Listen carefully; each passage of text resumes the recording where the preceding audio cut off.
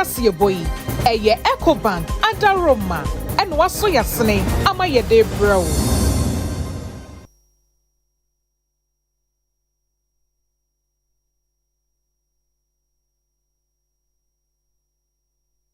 Ashaiman my mama nyina ha kase boy yensa ka no awie na yede ebrem yede fi ship house Abeka junction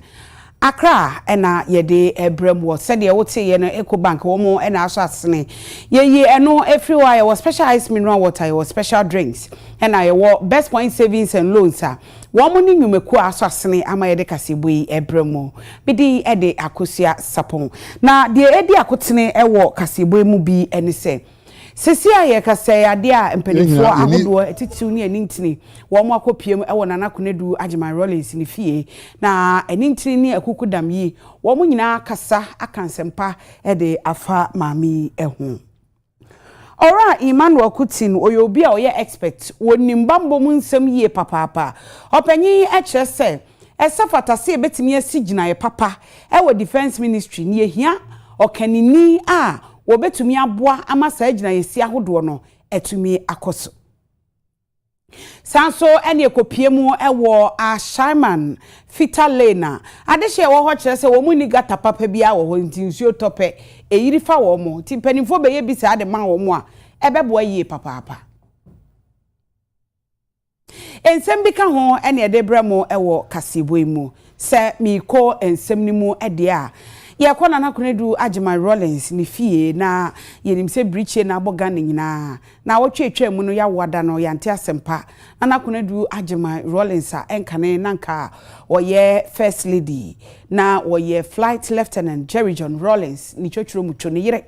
ena watwa na nanom wonsiedo eni ntini akopiem wo ho wonom ebia wo so akone abusua no akwakosu bi professor Frimpong Boate a wono wo free MPP amanyuko nimu afa PNC amanyuko no ra Bernard Mona wono ena wodi wo animu a wo akopiem ho na ye ne omo ekasai ye nyina ye ni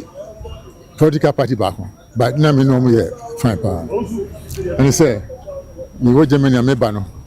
we to ye set up cardio center no oboy who say na me no menhia Ashaiman Rawlings da edamhia no ni dana na ebe yi ebe commission center no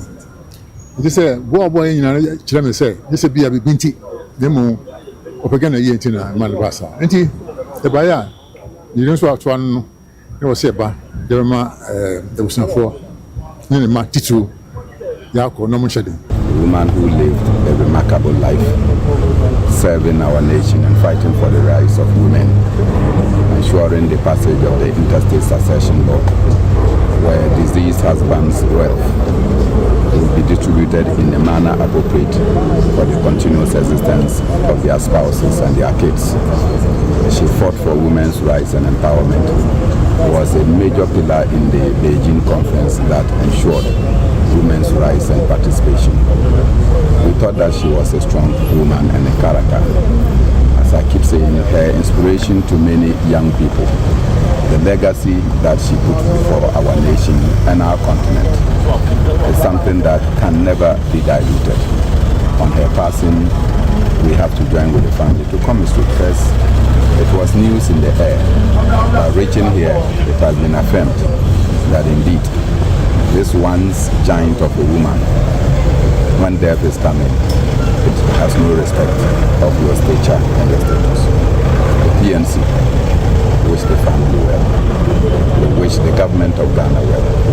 And above all, we wish the nation well. She was such a character that I loved.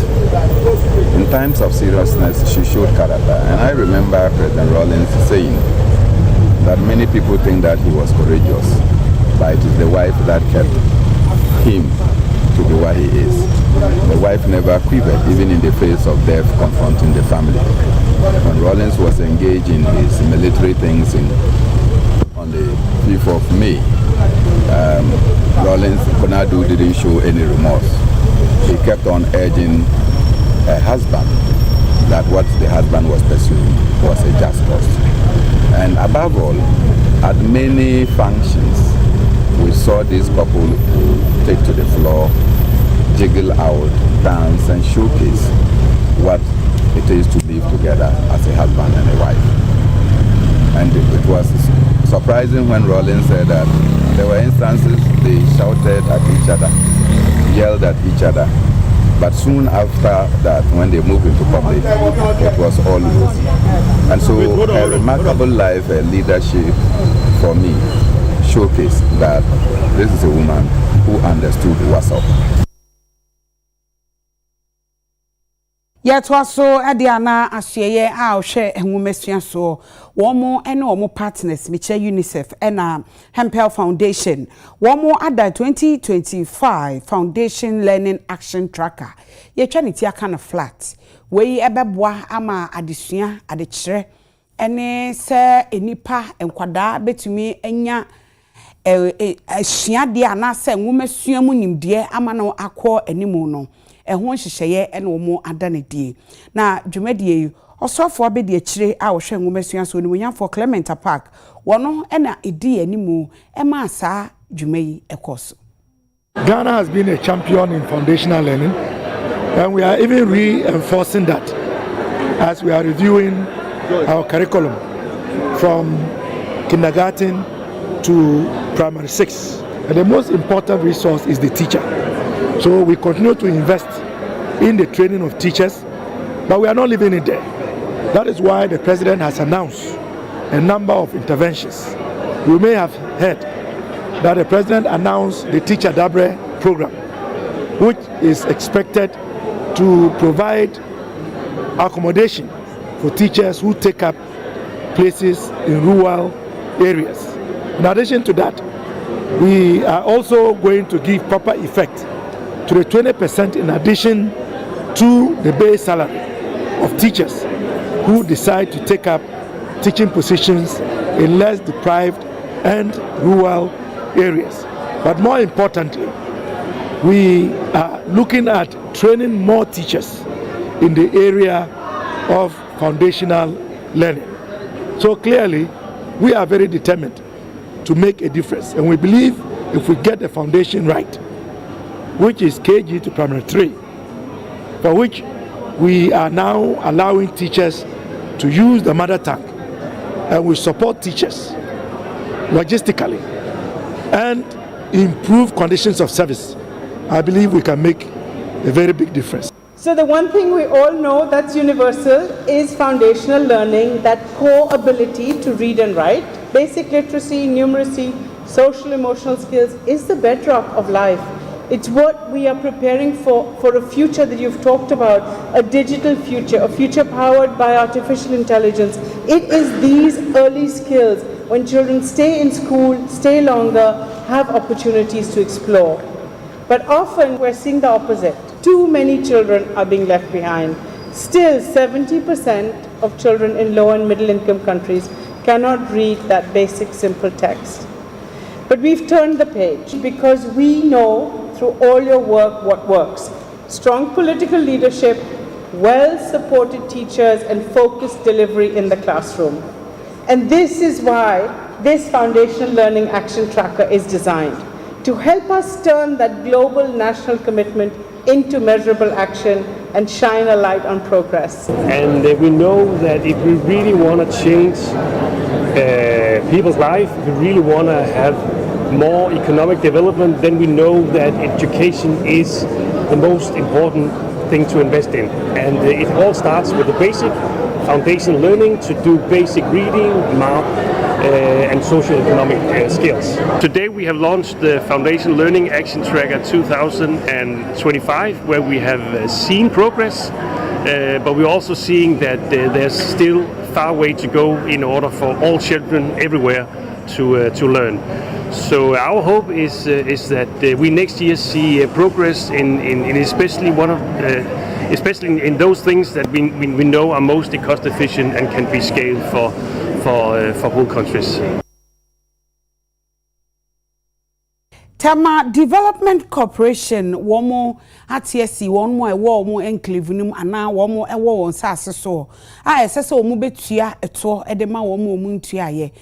ebinum eye shop ebinum eye nwuma womo akotutum titiu ene womo a waka che omo so omo betua na chese womo no yabo omo kokosa na nso womo amfi eno ene nam so amwatu anamo womo kire se we no womo ye de ajiwon sika wo ba na betu sika na ne akobio shop ama me feel say the call is a very legitimate one and it is in the right companies in bebre no amudi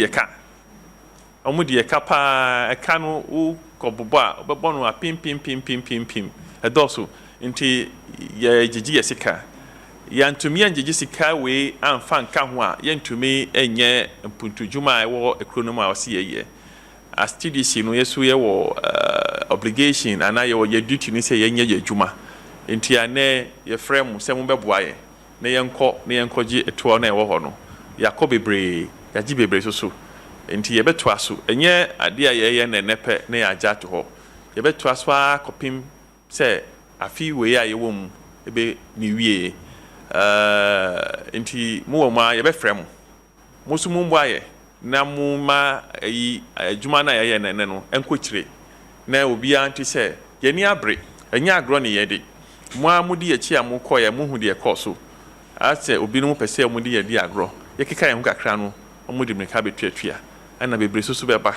nti adwuma ne ye de ato ye nim si ye be ye nua no obisa se na ade ne yatena se ya ma 10 years ayangye sika no yes u ba bebi a ye di adwuma hye wonsa de asai eni dia ansa nyina no ye di ahye wonsa o se wo ye ne yie ye pengifo ne ka masem se wufuo so a wodo ne nyina nti ye gusu a ye do a ye be do akowie susu asori bebre wo ho amudika ye be koho ye wo strategy ye de be koho Sundays na me kan ye se mi ama sorry me check it so mu ntua ya me koho me akogye sika no na sorry bebre wo tema wa sorry more than 1,000 you be call so the ground rent in Quadie, you have to pay also tell ground rent. Mosque so sa u the car ground rent awetria companies kese ayi mu ho mu vaco no mu to no mu this big company yen ye wodwuma ye se na ECG so wodwuma oye se na Ghana Water wodwuma oye se na obia wona dwuma oye no yeso ye di tema sasina hye yensa se yen hwe so ma ban ene ye nti yentumi ntina se nyehwe han a nkrofo bebredi ye ka yentumi nkwaje sika no na yesu ye eka ye hia sika de be ye mpontudwuma na kire se den ne ye yenye ye dwuma yie nti mpanyifo no omudi ya tura no omudi ye tua se enye den enti yakeka ye ho kakra and yes send message we a ma obi a se enye daba kopɛ ade ne ye betua so saa kopi se afi no be wie. Executive Director of the Africa Center for Security and Counter-Terrorism, Ora Emmanuel Mawanya Kutin. Na openyi akasa ede afa ye Defense Ministry no ho. Watche se dom kuma no aba no ma ba beka se ye hia obi a obeye kanini e wo Defense Ministry no a ne kwan so ano no. Hesan se ene ye bamba wunsem ehia. Ye hia kanini a obewo Defense Ministry a obesi ginaya eno betimi aboa ene amanye atwa ye ho ehye nche na wo mo etu abanyagu ye mpese bi besi saa. Na Defense Ministry wono ye ka bambo e wo manmu ene omanyi ye boda so a wo mo ka ho bi wo mo na ehwe e ma no esi eso erunti ye hia wo so afo a wo hwe sikasem so baabi a wogina no e ho no kra e tro dada ni asan de defense asa akoka na ho obebre me feel say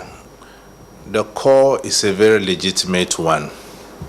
and it is in the right direction because the role of the Ministry of Defense is one of the critical ministries of government. The Deputy Defense Minister cannot take certain decisions the minister himself would have taken because he was vetted for a particular role and not for the position of Defense Minister. Rightly so, Ntina Omanpenyi appointed the Finance Minister in the acting capacity, but we share the workload of the Defense Minister.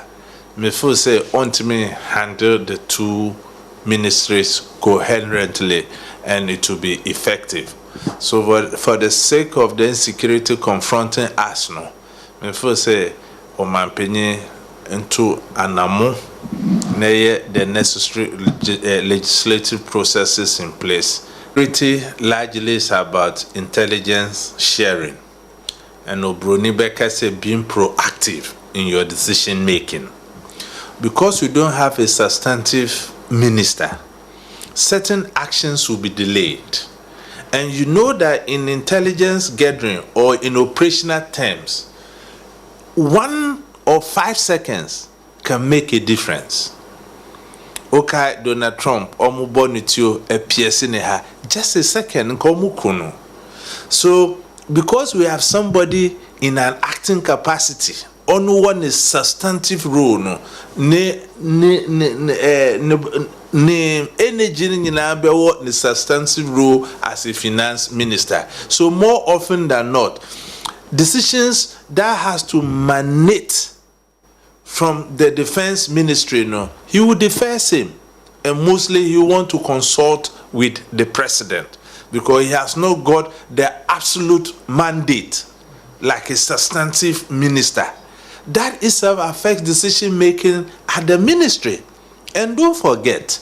the Ministry of Defense is entirely in charge of the external threats of the country. Threats are mibuboye. They are all existential threats. Abusian raho samo abetoya pono so chese nkwanhie biasi ama ni pensia de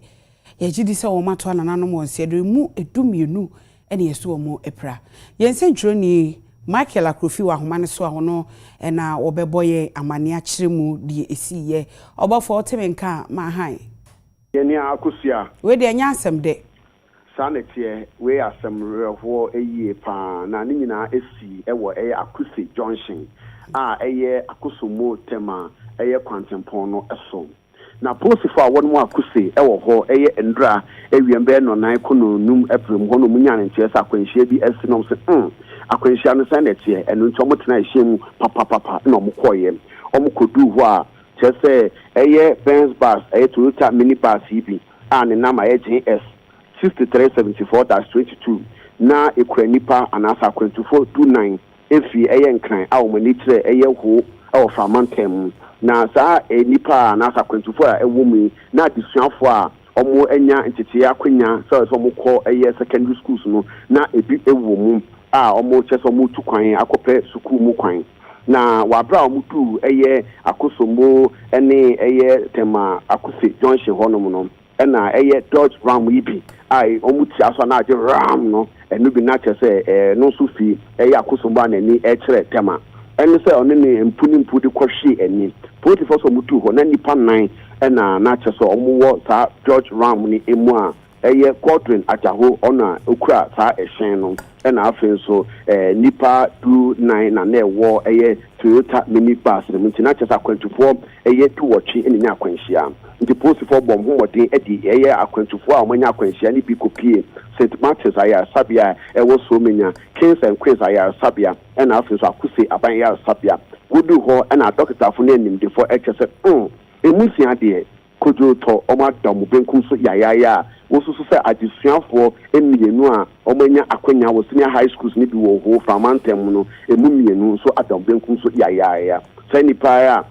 omanya akwanhia emutumienu 12 ena omapra enye praketo a posifo ne a doctor fo ne nim defo a won ma ya sapia mensa wodi omukopie no wogia won so ententen so ena no pay me no wetin kuta ho ebisa se no ho etesen omchese apart from nipa ensia sebi obodam benkum so yayaya hosam no emutumienu no so no omunyina ehoye anope a me no e kase ye bepem awia pram so bra me no kase so no ye nti atenkabone posifo chese omutumi enkyere adepotia enam so masa akwanhia yi epaye esanse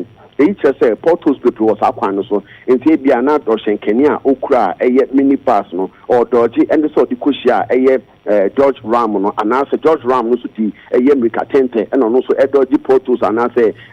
see an agent sem and the kushia no nti post was om kuso a om ye hwehwemu ewo kwan nam supporting masa kwansha ya ye esi ma nipa ensiam edom benkum so ya was akwansha mu na emudumienu epra eta kusia sabe de nipa dumienu no oda ya sabia wom ho eye na nipa ensiam no so no omdo amagu ba bia omokra emu wa ya sabia no a post obafo na wo see asuafo a wo omo school no omo pra no ebi ka ho ana omo me pra no ebi eka ho a mo che se emu ensia na omo ka ho na emu mienu na sabio omo dom benku so ka eya afoforo enan ho ntina independence and we eti omo pra no na me bisa se sesi e de omo pra no ebi asuafo ni bi ka ho sa pepepe na eti okay but o hwe no omo ho ye oh nyame adom se no omo nyina posifo eche se dumie no omo nyina ho ye no na che sa asuafo eye enan ye ka ho no omo ho ye yo awofo ebeda ase papa ne amane boyi meso me da sakosia abusia yensentro ni Michael Akrofi na ode amane boyi ebaaye enkwanhia no esi wo Akuse Junction okọ eye mpakada na sa akosombo kwan no so aho na sa nkwanhia yi esiye ya to akase ebo no so a adehia won mo kaso ase wo motile osofo hwe nwumesua so se de waba be hye se wo ye suani a unkoye beauty contest utiri nyinefu a konekoyi na wo dia ko school udru Roma de Rome fo ye na aye ene mra so wo ho wo ye school ni na wo ko senior high school a utiri nyi no wo mmo utwagu enti ubetwa eno no kan ye no na adehia kire se wo motanachi Nka meme kwa majin trea nka mofa nko muncho muti because say no computer world means am say say ankola ni omo ye no too much say a front house na ye mo ya abebe o me satia she za ye ma no e dia ko school ni majin trea nka ankola no omo for me there make I say ye go back to olden day no because with olden day no o say who you tina old school no cry you look more decent na obi o I say hairstyle ni am abai won't me fast hairstyle no en tina class is to you no be okay but a distraction ema obi a e dey otin nchen so no o say obi o ho a ni tiri na edoso to tileti sa na ho board no so ati ase nti no e be ya nya ye ntwa itimi fantina class me teacher ni na ankora bi ba school na say motino mu ya illustration mu pa wo say no kitaneti no na also no ye dia ense so ye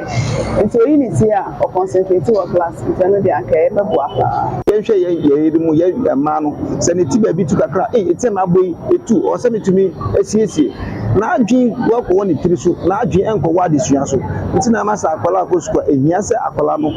o twa ne ti na adwin mu da ho mfama mbo mfa ne tiri bi no mfa nsua de ye ntimi mbo aye ye nkola da ache oba na femu de ese so twa ne ti be ma so aseme so twa ne ti oba side save se o twa ne ti a mostly ma ma no so mu yo muti a emo mu no fit se peni nti ese se o twa ne ti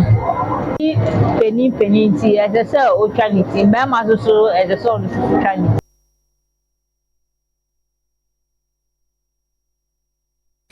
Every ni kira Ashaiman na Ashaiman Fitalane eho no kwa afitafo no do so pa ene adwadifo ahodo na wonom ewo ho mo kyerese wo mo ni gates ewo ho na wo mo tuato nanso so wo mo ahwedi kame ese empanimfo mpese wo mo beye mpuntu dwuma bia wo ho enu nti wo mo ka kire Ashaiman assembly no afei wo mo ka kire aban ankasa se wo mfa nanimra ho na mpuntu dwuma bia ese se oye edema wo mo no obeye na nsuo to a eho yiri wo mo gata wo mo gidi senkasa ade no anka ensi eti ene wo mo akasa amomo so de wo mo nsem atodwa ubehu obi asori na wasa anwea ba begu ekwan no ho obi asori na wasa anwea ba begu kwan no ho de omo pe omo sisi omo dan so ye hu ne omo ye kwan ne tambia na kwan na ye basa tambia na kwan na ye nsuo nko a ye ntumu se nsuo mu ne ye tio ye hu ne assemble ma ye boa ye wo area no mu nsuo nto ekwan ne nye ma ye nti ye sere mu mumboa ye wo kwan no ho nsuo to wa ha ye ntumi kra o because ye ni gata wa ha nsuo ne be fe mu akọ enti nsuo to a omo kita nkola we se omo ntwem wa ha omo ntwem kra enye easy nkola ni school nkola ni binim kra de omo ho etietie mu de twem ko because ye need drainage system bia wa ha ebe bo nsuo na ebe ma na akọ enti eno na ha ye wa ha sei nsuo to within 20 minutes untimi ngina hanom hanom nyina be flaude ebe fa ko akiro nyina yaka ye hausa mpenifo no mu mwae ashma yaka omeba betwemu ha saa ukọ esoro no ma bon se nsuo no nyina wo aha nyina enye zimaye customers emma biom nso nya tope customers nso ato ana se omma na yensu ye ho kire enti yesre ashmafo ene aban se omo be yi gatesma ye kwan no so nye yesre omo. Right now, because of the water, we cannot work properly. If the water from the up, or they come here, so we know the field work. So we want Ashma and the government to come to our aid, to come and help us for our roads and make gutter for us, so that when the rain falls, the water will pass, then we'll be able to work. De bianu tieku ya ka se de sika botoma ya so still a senate ni ya sanete iti ya boa yesra ba omra na de obeboa na yesa enu ti bebre na appetis for bebre na o mafria se se ani bebi omonam ya bo be from 5 going to 2 be go so be ka se ya de bo bi na de bo iti ya slow ma o be hwe ma ye nso to a obia abakofie want me your business beyond because o cost want me ba wo ho on baka say dabi yantum mfa kwan bia amba wo ho nti am problems pa nti yesra say aban say won ba boa ya here boa pa e wo fitala ha. Yeah, we pay tax every year. They come to us to pay tax, so we pay all the taxes that are required for us to pay. We pay, and here sometimes we use our money to buy gravel to come and fill the roads so that we can get access to our shops. Other than that, we lost customers. Somebody look at the road and see that, no, the way it rains, I can't come to your shop. So he has to return. So you'll be there shouting that you are not getting customers, we are not getting customers. It's not because of anything, because of the route. Route is not good for us. There's no drainage system where the cars can, the water, when it rains, the water can pass through. If when it rains, then you have to go home. That means that is the whole day you will not sell. No customer will come to you. Yenko court na yenko hwe ne yekoso ho yenya ne ntie se eneche ma untumi court na de na siye yen se ntwereni a obo amane free court ebreye ye Philippa Atanga owa homa ne so Philippa ma han ye nia bibia boko de nyame ado bibia boko na ene ekosei yo ene na court eye criminal division utimuafo odriko kuvite na wahye se chairman wuntumi ensamra court se be kaya na no ye twi be gina court e ma ni be 15 million Ghana cedis se na djuma ye fe na kontaman ni na ye bia ma na odi ye gold mo djuma no so de sa bia ya ye bia ma so mfanye na djuma na mankofo mi bi ai etiamra ai no ntimi ya twi na ba be gina court ye na court na nka court na hye se ye be ye ne kan case management conference no. And so now with more for the tenants, a born on crown with more for the tenants, and now chairman went to me and a lawyer for no money cost them ho. Emma with more for no cry besides quite to both on say. A year or Munkata, na court na shell monano say, or mon farm bed to court name na case management no cost no. You can't say disclosures no. I ready and I am a quite to both for Nipo Dio Minim yes tell our Hena Pia. I catch a court and say. Aka nipa ba kwa waso ode ne nsa ehhehye ne witness statement ase na no na ama omu ntumi nye ye nti omu be stress court ne be mo time kaka entrance ade nsa de no ma ye ni nyina ewie otemu afọ ni wie no ti oru achema wuntumi ene lawyer for any court dem ho omu nso a omu fankra bia mejaye se ebia se ni senti ena omu maaye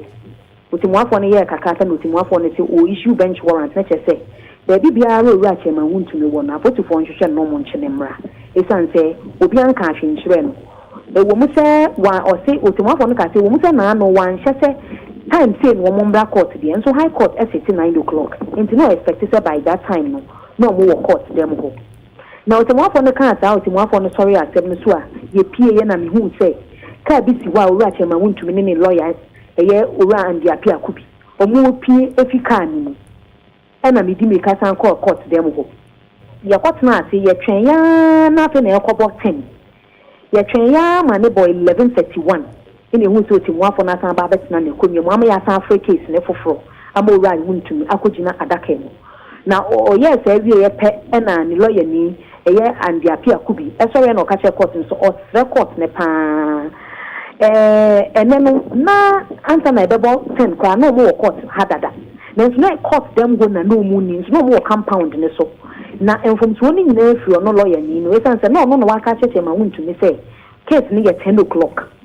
enti na ebo be 9:40 something o mo ba eso ho no enti we dey mfum so ni na free no enti court no hwe no fan chom no mo ba no mo say say o te bo afọ na issue bench warrant